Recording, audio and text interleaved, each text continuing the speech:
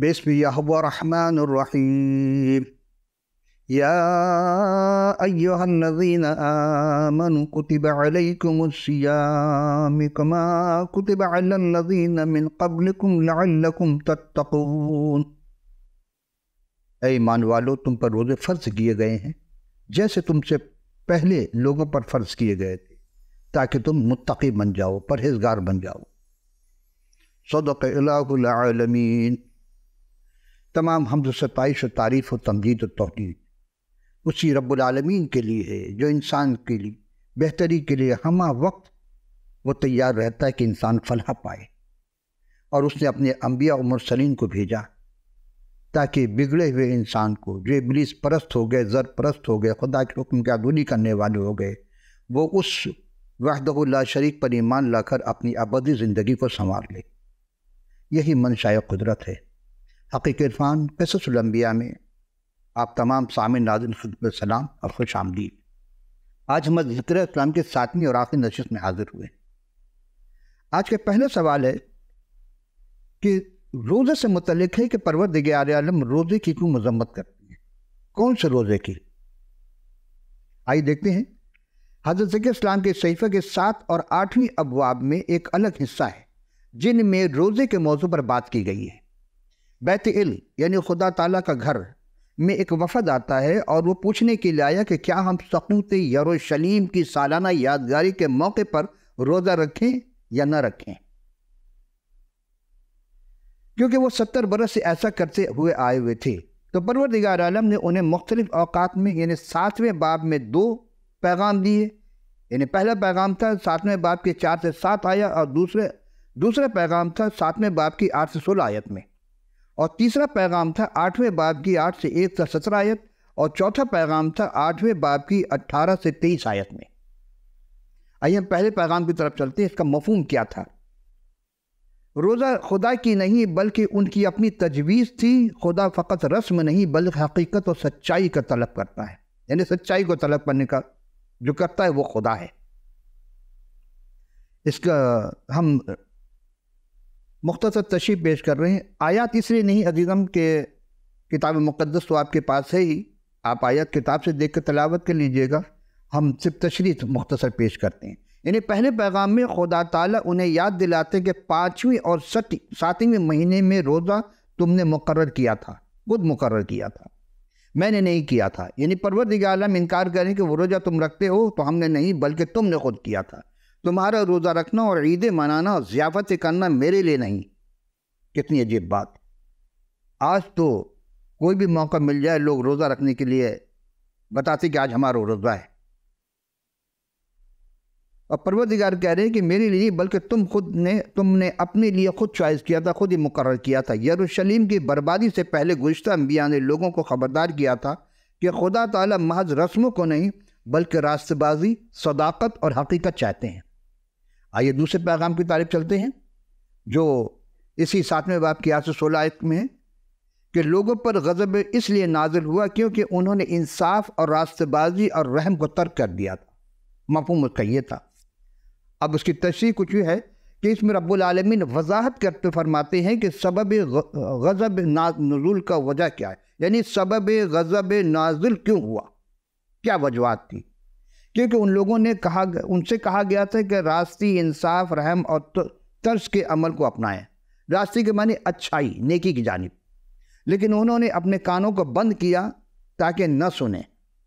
آج بھی فی زمانہ ہے کیا ہمارا معاشرہ اس میں ہے شامل؟ آئیے دیکھتے ہیں آگے۔ تاکہ انہیں نہ سنیں، انصاف، راست بازی اور رحم کو ترک کر دیا تھا۔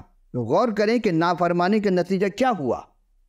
خدا تعالیٰ جو رحم، کرم اور شفقت میں غنی، ان کی طرف سے قہر شدید، دعاؤں کا جواب نہ ملنا اور لوگوں کو سب قوموں پر پراگندہ ہونا۔ ولیم کے لیے خبردار کرتے ہوئے لکھتے ہیں کہ رسومات عملی راست بازی کے کاموں کی جگہ نہیں لے سکتا، یعنی خدا کا حکم اپنی جگہ اٹل ہے، رسم اس کے مد مقابل نہیں آ سکتا۔ آج ہمارے معاشرے میں کیا ایسا نہیں کہ ہم رسموں کو بہت فروغ دیتے ہیں لیکن کلام خدا کو بالا طاق رکھ چکے ہیں۔ آئیے تیسرے پیغام کی جانب۔ اس کا مفہوم کیا ہے؟ مفہوم یہ ہے کہ تاہم خداوند متعال یہودہ پر برکتیں اونڈیلیں گے، یہ زکریا السلام کے 8ویں باب کی 1 سے 17 آیت، لیکن اس کی جو ہم تشریح مختصر پیش کر رہے ہیں، یعنی بیت ال میں آئے ہوئے وفد کے تیسرے پیغام میں یہودا کے لیے مستقبل میں برکت یعنی خوشحالی اور مبارک حالی کا وعدہ کیا گیا۔ تو پھر جو خدا تعالیٰ کا سخت رخ قہر اور عذاب کے بارے میں تھا، اب یہودا کے دشمنوں یعنی مخالف خدا کی طرف ہوگا۔ ایک اور اہم بات کہ ان کے گلی کوچے میں کھیل کود کے میدان بن جائیں گے، ان کے جو گلی کوچے ہوں گے، اور یعنی ہر جگہ گلی کوچے میں کھیل کود کے میدان بن جائیں گے، کیونکہ کثیر تعداد میں لڑکے اور لڑکیاں کھیلتے پھریں گے، اور عمر رسید افراد کے لیے سماجی طور پر بیٹھنے کے مراکز ہوں گے، وہی تماشا دیکھیں گے۔ ان آیت کا فوری اطلاق اگرچہ زکریا اسلام کے یہودی لوگوں پر ہوتا ہے، مگر بعد میں ان کی پوری تکمیل ہونے یعنی ہمارے مرید عالمین یسوع مسیح کی آمد ثانی کے منتظر ہے، اور ان کی آمد ثانی کے موقع پر یہ ساری چیزیں ہوں گی۔ ایک اور بات یاد دلا دیں کہ جو لوگ حجی علیہ السلام اور حضرت زکریا السلام کے حوصلہ افزا باتیں سنتے رہے، ان کو نصیحت کی گئی تھی کہ ہیکل کے تعمیر نو کا کام جاری رکھیں، لیکن ہیکل کے تعمیر نو سے قبل بے روزگاری بہت تھی، اور چاروں اطراف میں تشدد پھیلا ہوا تھا، یعنی بدامنی تھی، کیونکہ سب لوگوں میں نفاق تھا۔ لیکن خدا تعالیٰ نے ان سے صلح، سلامتی اور امن اور چین اور خوشحالی کا وعدہ کرتے ہیں، جس سے دوسری اقوام کے لیے لعنت نہیں بلکہ برکت کے باعث ہوں گے۔ دیکھیے، ایماندار اگر اپنی جگہ صحیح کام کریں گے تو سب کے لیے برکت ہی برکت ہے، لیکن نہیں کریں گے، جس میں سب سے پہلا مسئلہ، لیکن جو ہمسائے کے خلاف برائی کا منصوبہ باندھتا ہے، جھوٹی قسم کو عزیز رکھے گا، وہ نہیں بچے گا۔ کیا آج ہمارا معاشرہ ایسا نہیں؟ کیا آج سچ کو جھوٹ اور جھوٹ کو سچ بنا کر نہیں پیش کیا جا رہا ہے؟ کیا عدالتیں اور دوسری جگہ جہاں بھی جائیں، کیا کوئی ایسی شے خالص مل رہی ہے؟ بچوں کے غذا تک تو ناقص کر دیے گئے۔ اب سوچیں کہ ہم کہاں ہیں؟ انسانیت کتنی پستی پہ جا چکی ہے۔ سرمایہ داروں اور جاگیرداروں نے اپنی مرضی اور منشا اشیاء خوردونوش کو مہنگی سے مہنگی ترین کر دی۔ غریب مفلوک الحال لوگ خودکشی پر مجبور ہو گئے۔ یہ سب کس کے سر جائے گا؟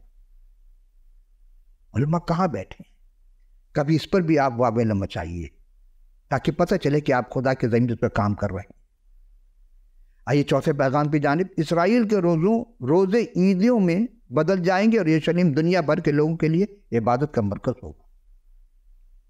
یہ تو نہیں ہے، پھر کب کی بات ہو رہی ہے؟ آئیے اس بات پہ اختتامی آیت کی تصویر کشی کی گئی ہے کہ بہت سی یعنی غیر یہودی جو امتیں ہیں، زبردست قومیں دنیا بھر میں یروشلم آ رہی ہیں، ابھی نہیں آئیں گی، اور خداوند رب الافواج کی طالب ہو رہی ہیں۔ ان دونوں یہودی دنیا بھر کے لیے برکت کا وسیلہ ہوں گے، یعنی اس وقت تو آ رہی تھی، ہو رہی تھی، لیکن پھر درمیان میں موقوف ہو گیا۔ آپ تلاوت کے دوران دیکھیں گے کہ بلکہ غور کیجئے گا، ایک جملہ کے کئی بار تکرار کیا جانے، بار بار استعمال کیا گیا ہے اسی باب کے 2، 3، 4، 6، 7، 9، 14، 19، 20 اور 30 آیت میں ایک لفظ بار بار آ رہا ہے، وہ خداوند رب الافواج یوں فرماتا ہے۔ عزیزم، آج ہم اس نشست کی دوسری سوال کی جانب چلتے ہیں، یعنی کس کی کون سی دو نبوت پر اتنا زور کیوں؟ غیر اقوام کی عدالت، مسیح کی دوسری آمد پر ہتھیاروں کا خاتمہ اور عالمی امن۔ دیکھیں، اب تو ہتھیار تو بہت تیزی سے بنائے جا رہے ہیں، انسان کو انسان ختم کرنے کے در پر تلا ہوا ہے، لیکن اصلاح نہیں، اصلاح کے ذریعہ۔ اصلاح سے اور اصلاح میں فرق ہے۔ آئیے ہم دیکھتے ہیں اس سوال کے 3 جز ہیں۔ پہلا جز ہے کہ کس کی کون سی دو نبوت پر اتنا زور؟ جب نبوت ایک ہی ہے، دو کہاں سے آ گئی؟ سوال کرنے والے نے پوچھا ہے، یعنی پہلی نبوت اور پھر غیر اقوام کی عدالت، مسیح کی پہلی آمد، دوسری آمد پر ہتھیاروں کا خاتمہ اور عالمی امن۔ آئیے دیکھتے ہیں۔ حضرت زکریا اسلام کی کتاب کی یہ 9 سے 14 ابواب پر مشتمل ہے، یعنی آخری ابواب 14 ہے۔ اس میں بہت ساری باتیں ہیں کہ کس کی اور کون سی دو نبوت اتنا زور دیے گئے ہیں۔ یعنی پہلی نبوت تو حضور المسیح کی 2 نبوت کا بار یعنی ذکر کیا گیا۔ پہلی نبوت 9 تا 11 میں ہے، مرقوم ہے، اور مسیح موت کی پہلی آمد پر زور دیا گیا ہے۔ دوسری نبوت 12 سے 14 ابواب پر مشتمل، یہ حضور المسیح کی جلالی ظہور کے متعلق مرقوم کیا گیا ہے۔ آئیے ہم دیکھتے ہیں کہ غیر اقوام کی عدالت سے کیا مراد ہے۔ آیت 9 باب کے 1 سے 8 میں آیا کہ میں پہلے کئی اقوام کے خلاف قہر کا غضب اعلان کیا گیا ہے، یعنی اس میں پروردگار نے قہر کا غضب کا اعلان کیا، وہ حکم دے رہا۔ ان میں جو قومیں شامل ہے ایرام، جس میں ہدرک، ہدارک، دمشق، حماس، سور اور سیدا اور فلسطین۔ فلسطین کے جو ہے اس میں اسقلون، غزہ، اقرون اور اشدود۔ سور کی اپنی دولت اور قلعہ بند شہر پر فخر تھا۔ جو سور تھے ان کو بہت فخر تھا کہ ہم تو قلعہ بند ہیں، ہمارے پر کچھ نہیں ہو سکتا، نہ کوئی باہر سے حملہ کر سکتا نہ، لیکن خداوند نے اسے سمندر میں ڈال دیں گے، اور سور کے شہر کی بربادیاں اور زوال دیکھ کر حین ہو جائیں گے، انہیں لوگ حیران ہو جائیں گے، شزدر رہ جائیں گے، کیونکہ ان کے خیال میں سور ناقابل شکست جگہ ہے، لیکن وہاں ان کو شکست ہوگی۔ خود فلسطینیوں کی بھی بت پرستی جو ہے وہ تمام کے تمام اس کو پاک کیا جائے گا۔ وہ اسرائیل کے ایک ذیلی قبیلے کی حیثیت سے بود و باش رکھیں گے، اقرونی اور یبوسیون کی مانند ہوں گے۔ مطلب یہ ہے کہ امن پسند اور وفادار شہروں کے مانند بنی اسرائیل کے درمیان سکونت کریں گے۔ ان کے بعد غیر ملکی حملہ آور ہیکل یا لوگوں کے لیے خطرہ نہیں رہیں گے۔ دراصل 1 تا 8 آیت اس وقتی جزوی طور پر پوری ہوئیں، لیکن جب ہم دیکھتے ہیں کہ تاریخ کے اعتبار سے سکندر اعظم نے ان غیر اقوام کو مغلوب کر لیا، اور اس کا واقعہ 13ویں آیت میں یونان کا ذکر ہے۔ عزیزان محترم، ہم دیکھتے ہیں کہ حضور مسیح کی پہلی آمد سے قبل سکندر اعظم کا آنا اور ان کا غیر اقوام کو مغلوب کرنا، پھر اس کے بعد حضور مسیح موعود کی آمد کا جو وعدہ تھا وہ اس کا پورا ہونا، جس سے خداوند متعال کے لوگوں کی حوصلہ افزائی ہوئی۔ اور پہلی آمد حضور مسیح حلیمی کے ساتھ یروشلم میں گدھے پر سوار ہوں گے، جو متی رسول کے معرفت جو سب سے زیادہ یہودی انجیل ہے، اور حضرت یوحنا رسول کی معرفت جو لکھی گئی تھی جو سب سے زیادہ عالمی انجیل ہے۔ یہ دونوں مولا مسیح کے متعلق فاتحانہ اور شاہانہ داخلے کا ذکر مرقوم کیا انہوں نے، جو ہم مسیح کے حیات طیبہ میں اس کی تفصیلی گفتگو کریں گے۔ پھر نے کہا کہ دوسری آمد پر ہتھیار کا خاتمہ اور عالمی امن۔ آیت 10 کے مطابق مستقبل میں حضور مسیح سلام علیہ نے کہ دوسری آمد یوں لکھا ہے کہ جو بڑی قدرت اور جلال کے ساتھ آئیں گے۔ لیکن ہم پھر غور کرتے ہیں یہاں پر کہ وہ جب آئیں گے تو پھر کیا کریں گے، یعنی جنگی ساز و سامان اور ہتھیار موقوف ہو جائیں گے۔ بتائیے بھلا کیسے ہو سکتے ہیں؟ اور مسیح سمندر سے سمندر تک اور دریائے فرات سے انتہائی زمین تک سلطنت کریں گے۔ وہ جو ہم اکثر ذکر کرتے ہیں ان کی 1000 سالہ بادشاہی، یہ اس کے متعلق ہے۔ یہاں ہم دیکھتے ہیں کہ حضرت زکریا نے حضرت داؤد اسلام کے زبور 72 کے 8 کے آیت کے اقتباس کرتے ہیں، جبکہ 9 اور 10 آیت میں فضل اور موجودہ دور سے ذکر کرتے ہیں۔ آج کا تیسرا سوال عزیزم کہ وہ کون سے لوگ ہیں جو خدا تعالیٰ کو چھوڑ کر بتوں سے بارش مانگیں گے، اور وہ کون سے لوگ ہیں جو خدا تعالیٰ کو اپنی طاقت سمجھیں گے؟ قوم کیوں ماتم کرے گی؟ کس کا خاتمہ کیا جائے گا اور کیوں؟ ایک بظاہر ایک سوال ہے، اس میں کئی سوال پوشیدہ ہیں۔ یہاں ہمیں قرآن شریف کی ایک آیت بھی یاد آئے، سورہ بقرہ کی آیت نمبر 186 ہے، وَإِذَا سَأَلَكَ عِبَادِي عَنِّي فَإِنِّي قَرِيبٌ أُجِيبُ دَعْوَةَ دَاعِ إِذَا دَعَانِ فَاسْتَجِيبُوا لِي وَلْيُؤْمِنُوا بِهِ لَعَلَّهُمْ يَرْشُدُونَ۔ اور جب آپ سے میرے بندے میرے متعلق سوال کریں تو میں نزدیک ہوں، دعا کرنے والے کی دعا قبول کرتا ہوں، جب مجھے پکارتا ہے پھر چاہے میرے حکم مانے اور مجھ پر ایمان لائے تاکہ ہدایت پائیں۔ آئیے اس سوال کو ہم جو 3 جز بنائے گئے ہیں اس میں دیکھتے ہیں۔ پہلا جز وہ کون لوگ جو خدا تعالیٰ کو، پہلے ہم یوں کر دیتے ہیں کہ پہلے جو خدا تعالیٰ کو اپنی طاقت سمجھتے اس کا ذکر کرتے ہیں۔ یہ 12ویں رکوع کی 5ویں آیت ہے کہ یروشلم سے باہر یہودا کے فرما روا، یعنی آج کے زمانے میں گورنر کہہ لیجیے، اپنے دل میں کہیں گے کہ یروشلم کے باشندوں کو خداوند خدا سے توانائی حاصل ہے، کیونکہ اس روز یہودا کے فرما روا کھا جانے والے کے مانند، کھا جانے والے یعنی آگ کے مانند ہوں گے، وہ جس چیز کو چھوئیں گے جلا کر راکھ کر دیں گے۔ ممکن ہے آج ٹیکنالوجی کا دور ہے، کوئی ایسی چیز تو ہوگی جو وہاں جاتے ہی اس چیز کو وہ بغیر چھوئے بھی آگ لگا سکتے ہیں۔ اب آئیے وہ کون سے لوگ ہیں جو خدا تعالیٰ کو چھوڑ کر بتوں سے بارش مانگیں گے؟ پروردگار عالم یروشلم کے باشندوں کو بچائے گا اور زور بخشے گا، اور حملہ آور والی قومیں ہلاک اور نیست ہو جائیں گی، کیونکہ غیر اقوام خدا تعالیٰ کو چھوڑ کر بتوں سے بارش کے لیے دعا کریں گے۔ اسی لیے لوگوں کو نصیحت کی گئی کہ بارش کے لیے خداوند خدا سے دعا کریں اور بیکار اور نکمے بتوں سے کچھ نہ مانگے۔ آج بہت کچھ مانگا جا رہا خدا تعالیٰ کو چھوڑ کر۔ بت پرستی لوگوں کو گمراہ کرتی اور بھیڑوں کے مانند بھٹک جاتے ہیں لوگ۔ پھر سوال تھا کہ قوم کیوں ماتم کرے گی؟ وہ تو ماتم ہوتا ہے، ہم اپنے ملک میں دیکھتے ہیں ہر سال کچھ نہ کچھ ہوتا ہے، ماتم کرتے ہیں لوگ کچھ ہیں، لیکن ہم تصور سے نگاہ سے دیکھیں گے کہ بات واضح ہو جائے۔ دراصل اس کا تعلق مسیح سلام علیہ نے کی آمد اول اور آمد ثانی دونوں سے۔ پہلے ایک لفظ چرواہا سمجھ لیجئے، آپ سب جانتے ہیں، لیکن یہاں اس کی ہم کیوں تشریح کرنا چاہتے ہیں یہاں پر ذرا اپنے اہل طریقت کے بھائیوں کے لیے، کہ بھیڑ بکریوں کو چراتا ہے، اس کی رکھوالی کرتا ہے، تو خدا تعالیٰ نے حضرت زکریا کو حکم دیا کہ وہ چرواہے کا کردار ادا کرے، جس کا گلے کے لیے ذبح کا ہونا مقرر ہے، یعنی اس کو ذبح ضرور کیا جائے گا جو گلہ ہوتا ہے، یعنی بھیڑ بکریوں کا۔ یہاں یوں سمجھے کہ حضرت زکریا حضور مسیح کے ایک مثیل بن گئے کے طور پر پیش کیا گیا انہیں، کیونکہ پچھلے چرواہوں یعنی حاکموں اور لیڈروں اور جو مذہبی یا سیاسی رہنما تھے ان کے متعلق ہے، نے کیا کیا، بھیڑ بکریوں یعنی یہودیت جو بقیہ تھے کو بہت ستائے، نقصان پہنچایا تھا، تاکہ اور خدا تعالیٰ نے فیصلہ کیا کہ ملک کے شریر باشندوں کو رومی شہنشاہ کے ہاتھوں دے دیں گے، جسے وہ اپنا بادشاہ تسلیم کریں گے۔ اسی لیے بادشاہ تسلیم کریں گے، جب ایک وفد آتا ہے تو وہ پوچھتا ہے کہ یہودیہ کا بادشاہ کہاں ہے؟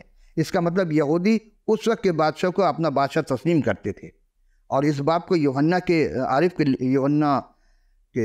رسول کے معرفت لکھی گئی 19 باب کی 15ویں آیت مرقوم ہے۔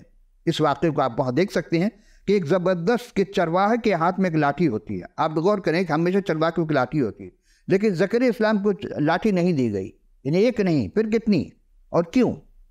حضرت زکریا کو جو چرواہے کے کردار ادا کرنے کا ان کو 2 لاٹھی دی گئی تھی، اور انہوں نے اس لاٹھی کا نام رکھا تھا، ایک کا نام فضل اور دوسرے کا نام اتحاد۔ یعنی اس سے ظاہر ہوتا ہے کہ خدا تعالیٰ اپنے لوگوں پر فضل اور یہودا اور اسرائیل کو متحد کرنا چاہتے ہیں۔ بہت توجہ کے سماعت ہے یہاں پہ۔ اس اہم کردار ادا کرنے کے لیے بحکم خدا حضرت زکریا کو 3 جھوٹے چرواہوں کو ہلاک کرنا پڑا بحکم خدا۔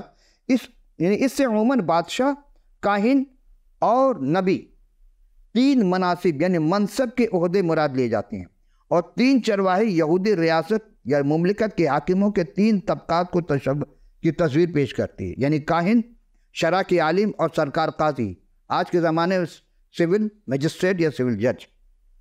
وہ ایک مہینہ کی تشریح کرتے ہیں کہ یہ جب اسرائیل کے لیڈروں نے ہمارے خداوند کو مسلوب کیا، یعنی حضرت مسیح سلام علیہ، کیا اس سے عین پہلے کا وہ عرصہ ہے جب بے ایمانی عروج پر تھی، چونکہ لوگ چرواہے کو رد کرتے تھے اور انہیں ان کے حال پر چھوڑ دیتے تھے، تب زکریا اسلام نے فضل والی لاٹھی توڑ دی، جو عہد شکنی کی علامت ہے۔ پہلے تبلیغ کے نہیں مان تو انہیں فضل والی لاٹھی کو توڑ دیے کہ اب تم پر کوئی فضل نہیں ہوگا، جس نے غیر اقوام کو خدا کے لوگوں پر ظلم کرنے سے روکا ہوا تھا۔ پھر صرف گلے کی مسکینوں نے سمجھا کیا اور کیوں کر رہے ہیں۔ حضرت زکریا اسلام نے جب اپنی مزدوری طلب کی کہ بھائی ہم تو تمہاری مزدوری لاؤ، میری مزدوری دو، تو انہوں نے مزدوری کے عوض انہیں 30 سکے تول کر دیے، چاندی کے 3 سکے جب تول کر دیے، یہ غلام کی فدیے کی قیمت ہے۔ جب کسی غلام کو آزاد کیا جاتا 30 سکے دیے جاتے، جسے مطلب کیا تھا، اس کو اسلام میں رکھا گیا کسی غلام کو آزاد کرنے کی قیمت۔ لیکن اس زمانے میں اگر کسی غلام کو کسی بھی شخص کا بیل یا کوئی جانور سینگ مار کر مار ڈالے، جان سے مار دے، اسے وہ مر جائے، تو اس کی قیمت ادا کی جاتی تھی، اس کی قیمت رکھی گئی تھی۔ تو حضرت زکریا نے یہ رقم کمہار کے سامنے پھینک دی۔ یہ دراصل حضرت مسیح سلام علیہ کے ساتھ غداری کرنے کے بعد یہودا اسکریوتی نے جو کیا تھا اس کے بارے میں کہا گیا۔ اس کے بعد زکریا نے دوسری لاٹھی اتحاد نامی اس کو توڑ ڈالا۔ اس 2 گروپ میں نفاق اور جھگڑا شروع ہوا۔ کون سے؟ یہودا اور اسرائیل۔ خدا نادان چرواہے یعنی مخالف مسیح کی نشاندہی کے مطلب حضرت زکریا اسلام نے اپنے یعنی اس باب میں 14 اور 15 میں کی جو آیات ہے، اس میں کلیسیا کے زمانے کے فضل کو مخفی کیا ہے۔ چونکہ اسرائیل نے اچھے چرواہے کو رد کر دیا، اس لیے وہ جھوٹے چرواہے کے سپورٹ کیے جائیں گے۔ حضرت زکریا جھوٹے چرواہے کا عملی کردار ادا کرتے ہیں۔ اس مقصد کے لیے انہوں نے جھوٹے چرواہے کا سامان یعنی لبادہ اوڑا سامان لیا، ضروری اوزار وغیرہ جو تھے۔ یہ مستقبل میں برپا ہونے والے مخالف مسیح کی نشاندہی کی گئی ہے، جو بھیڑوں کی قطعی پرواہ نگہداشت نہیں کریں گے، بلکہ ان کو لوٹیں گے اور ذبح اور ہلاک کریں گے۔ لڑائی میں ان کا بازو بالکل سوکھ جائے گا اور ان کی اپنی پینی آنکھ پھوٹ جائے گی۔ یہودی لوگ مسیح موت پر نگاہ کریں گے جسے انہوں نے چھیدا تھا، دیکھیں گے اور بہت ماتم کریں گے۔ اکلوتے بیٹے کا ماتم اسرائیلیوں کے لیے بہت گہرا ہوتا ہے۔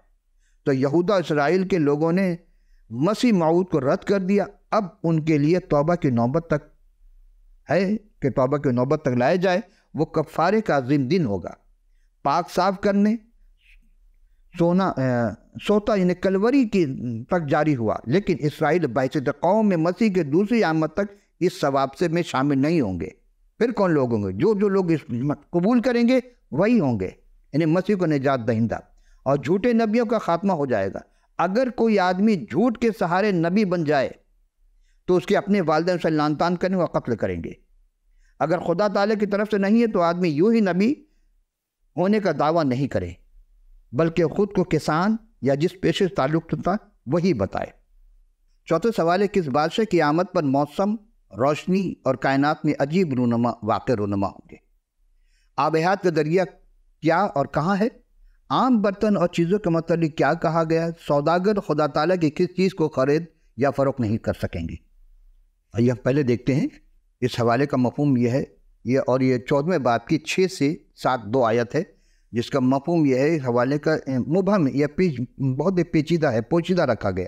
اکثر علماء کی رائے یہاں ہے کہ مطلب یہ ہے کہ درجہ حرارت کے تمام انتہائی معدوم ہو جائیں گی، موسم کی تبدیلی۔ اور بعض علماء فرماتے ہیں کہ جو آخری حصہ ہے 6 باب کا، روشن وجود اوروں جیسے ہو جائیں گے، یعنی اوروں کی طرح، یعنی ان کی چمکنے کی صلاحیت مٹ جائے گی۔ اس حوالے کا عام مفہوم واضح ہے کہ جب تبدیلیاں یعنی انقلابات کی پیش گوئی کی گئی، وہ نوعیت کے اعتبار سے کائناتی ہوں گے، یعنی کائنات آج کے دور کے قارئین سمجھ سکتے ہیں کہ حوالے ایٹمی حوالے کے نتیجے میں ہے کہ اثرات کی تصویر کی کشی کی گئی ہے۔ یہ 500 قبل مسیح کے باتیں 2000 میں اس رونما ہو رہی ہیں۔ اگر یہاں ایک دن کو 24 گھنٹے کا وقفہ نہیں بلکہ ایک عرصے میں خداوند کا ایک دن مانتا ہے۔ یہاں حضرت یسائی علیہ السلام کے صحیفے کی ایک آیت جو 3 باب کی 26 آیت ہے، اس کو اگر ہم پیوست کریں تو بالکل بات واضح ہو جائے گی کہ جس وقت خدا اپنے لوگوں کو شگستگی کو دور کرے گا اور ان کے زخموں کو اچھا کرے گا تو چاند کی روشنی ایسی ہوگی جیسے سورج کی روشنی۔ سورج کی روشنی 7 گنے یعنی بلکہ 7 دن کی روشنی کے برابر ہو جائے گی۔ یعنی ایٹم جہاں بلاسٹ ہوتا ہے اس کے کیا انجام ہوتے ہیں۔ اب اس وقت ایٹم کا کوئی وجود نہیں تھا ضرور، لیکن سائنسی ٹیکنالوجی نہیں تھی۔ آج ہم اس کو چیز کو اسی لیے انہوں نے سورج کی روشنی سے مثال دی، اس کی حرارت سے مثال دی۔ آئیے عزیزو ہم اس کے دوسرے جز کی جانب چلتے ہیں کہ آب حیات کا دریا کیا اور کہاں ہے۔ یہ 14ویں باب کی 8ویں آیت میں ہے۔ اکثر لوگ کہتے ہیں کہ اگر آب حیات ہمیں مل جائے، اس دریا کے پاس ہم پہنچ جائے تو ہمیں ہمیشہ کی زندگی مل جائے گی۔ اس روز یعنی یروشلم سے آب حیات جاری ہوگا، جس کا آدھا بحر مشرق یعنی بحر مردار اور آدھا بحر مغرب اور اس سارے موسموں میں بہتا رہے گا۔ یہ وہ دریا ہوگا جو آب حیات کا دریا کہلائے گا۔ آب حیات سے متعلق مختلف لوگوں کی مختلف زمانے مختلف آرا رہی ہیں، اور بعض لوگ یہی خواہش تمنا لے کر اس دنیا سے جا چکے کہ اگر ہمیں مل جاتا تو ہمیں ابدی زندگی مل جاتی، ہمیشہ کی زندگی۔ نہیں عزیز، ہمیشہ کی زندگی آب حیات وہ آب حیات ہے جس کو ہم کلام مقدس کے زبان میں توبہ اور ایمان کے بارے میں ہے۔ ایمان لائے، اس کو خدا ایمان لانے کے لیے کہہ رہا ہے، اور اس کی جب آمد ثانی ہوگی تو اس پر ایمان لانا ضروری ہے۔ اس کے بغیر ہمیشہ زندگی نہیں مل سکتی، کوئی کسی کو نجات نہیں دلا سکتا سوائے ایک کے۔ آئیے تو اس روز یروشلم سے آب حیات جاری ہوگا، جس کا آدھا بحر مشرق یعنی بحر مردار، آدھا بحر مغرب جسے بحر روم کی طرف کہا جاتا ہے، بہے گا اور سارے موسم میں بہتا رہے گا، یعنی اس کا بہنا بند نہیں ہوگا۔ ہم اسی 14ویں باب کی 9ویں آیت کو ایک جھلک دیکھتے ہیں کہ جب خداوند یسوع مسیح کی آمد ہوگی، ان کی 1000 سالہ بادشاہی جب حکمرانی کریں گے تو کیا ہوگا۔ تو 9ویں آیت میں کہ خداوند ساری دنیا کا بادشاہ ہوگا اور سارے لوگ مانیں گے کہ صرف وہی خدائے حقیقی واحد ہے۔ تو زمینی تغیرات کیا ہوں گے پھر؟ عزیزم، تمام ملک میدان بن جائے گا، یعنی پستی میں چلا جائے گا، اور یروشلم سب سے بلند ہوگا۔ یہ پیشن گوئیاں ہیں جو کلام مقدس میں 500 قبل مسیح میں کی گئی تھی، حضرت ذکر اسلام کے صحیفے سے محفوظ ہے۔ اور یروشلم آباد اور محفوظ رہے گا، یعنی امن و امان سے آباد رہے گا، اس میں سکونت کرنے والے لوگوں کو نہ دشمن کے حملے کا خطرہ ہوگا اور نہ ہی ملک تباہی و برباد کا خدشہ ہوگا۔ تو غیر اقوام کو کیا ہوگا؟ ان پر وبائیں آئیں گی، مصیبتیں آئیں گی، وہ ہولناک وبا کے شکار ہوں گے، کھڑے کھڑے ان کا گوشت سوکھ جائے گا، تحلیل ہو جائیں گے، ان کی آنکھیں یعنی چشم خانوں میں گل جائیں گی، اور ان کی زبانیں ان کے منہ سے میں سڑ جائیں گی۔ خدا ان کی طرف سے ان کو درمیان میں بڑی ہلچل بھگدڑ ہوگی، اور یہودا کے دیہات میں آباد باشندے یروشلم کو دفاع کرنے میں مدد کریں گے۔ غیر قوموں سے ہر قسم کے مال و غنیمت کثرت سے لوٹ لیے جائیں گے۔ اب آخری یہ تھا کہ غیر قوموں سے بچ رہنے والے یروشلم میں عبادت کریں گے، سزا یا آفت کے شکار ہوں گے۔ آئیے غور کرتے ہیں، غیر قوموں سے بچ جانے والے لوگ سال بسال یروشلم آ کر عبادت کریں گے، اور بادشاہ یعنی رب الافات کو سجدہ کیا کریں گے اور عید قیام منایا کریں گے۔ عزیزو، یہودیوں کے 7 عیدوں میں سے اس نبوت میں صرف عید قیام پیش کیا گیا ہے، جو 1000 سالہ بادشاہی کے دور میں منائی جائے گی یا منائی جایا کریں گی۔ کیوں؟ اس لیے کہ صرف ایک یہ عید ہے جو اس زمانے میں اسے مسیحی عید کے میں پوری نہیں ہوگی، یعنی اس زمانے پوری نہیں ہوئی، جو بادشاہی کے وسیلے سے پوری ہونے کے عمل سے گزرے گی۔ یعنی جناب مسیح ہوں گے تو ان کے عمل میں یہ ان کے عمل سے ظاہر ہوگی، اور جو لوگ یروشلم میں آنے اور سجدہ کرنے سے انکار کریں گے وہ خشک سالی کے شکار ہوں گے۔ یہاں مصر کا نام خصوصی طور پر بیان کیا گیا ہے۔ ان لوگوں میں سے ایک ہوگا، اگر نافرمان ہوں گے تو ان میں بارش نہیں ہوگی اس علاقے میں۔ اب آخری جو تھا کہ عام برتن کیا ہے اور اس کے متعلق کیا کہا گیا، یعنی اس روز ہر چیز خداوند کے لیے مقدس ہوگی۔ دنیاوی اور مذہبی استعمال کے لیے وقف چیزوں میں کچھ فرق نہیں ہوگا، یہاں تک کہ گھوڑوں کی گھنٹیاں یروشلم اور یہودا کے عام استعمال کے برتن بھی مقدس ہوں گے۔ پھر کوئی کینانی رب الافواج کے گھر میں نہ ہوگا۔ یہودی ناپاک شخص یا چھابڑی والے کی حقارت سے کینانی کہا کرتے تھے، جو ان کا مطلب یہ کہ کوئی ناپاک شخص خدا کے گھر میں نہ رہے گا۔ بس عزیزو، ضرورت اس بات کی ہے کہ اگر کوئی اپنے آپ کو پاک باز سمجھتا ہے تو یہ نہ سمجھے کہ ہم پاک باز ہیں، بلکہ خدا کے کلام کے مطابق غور کرے کہ وہ پاک باز ہے کہ نہیں ہے۔ پاک بازی کا جامع پہننے سے انسان پاک باز ہے، اندر سے کو توبہ استغفار کر کے اور ایمان لا کر ابد زندگی میں شامل ہوگا۔ تو جب جناب مسیح کی دوسری آمد ہوگی، اس سے قبل کی بات اور بعد کی باتیں ہیں۔ آج ہم یہاں اس زکریا السلام کے صحیفے کا اختتام پذیر کرتے ہیں، تو اگلی نشریں پھر حاضر ہوں گے۔ چلتے چلتے وہی بات، اگر آپ کے پاس کتاب مقدس نہیں ہے تو آپ ہمیں جو اب اس اسکرین پر دکھائے جا رہے ہیں ای میل، واٹس ایپ، ٹیلی فون نمبر جو بھی اویلیبل ہو، آپ اپنی قیمتی آراء سے آگاہ کیجیے گا اور اپنا پورا پتہ لکھ بھیجیے۔ ہم آپ کے پتے پر کتاب مقدس فی سبیل اللہ ارسال کر دیں گے۔ تو اگلی نشر میں پھر حاضر ہوں گے، اس وقت کے لیے اجازت، خدا حافظ و ناصر۔